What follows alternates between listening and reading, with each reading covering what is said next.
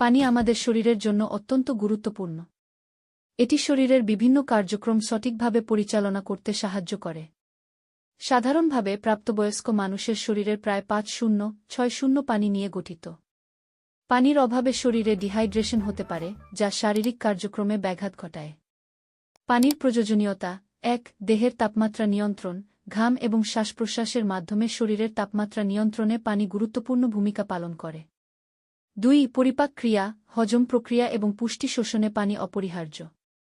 ৩. Toxin অপসারণ। পানি কিডনির মাধ্যমে শরীর থেকে টক্সিন ও বর্জ্য পদার্থ বের করে দেয়া। ৪. সংবহন সিস্টেম। পানি রক্তের তরল অংশ হিসেবে কাজ করে, যা পুষ্টি এবং অক্সিজেন শরীরের বিভিন্ন অংশে পৌঁছে দেয়া।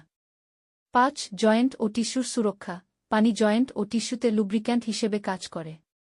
প্রাপ্তবয়স্কদের সাধারণত প্রতিদিন ৮ গ্লাস বা প্রায় ২-৩ লিটার পানি পান করা উচিত।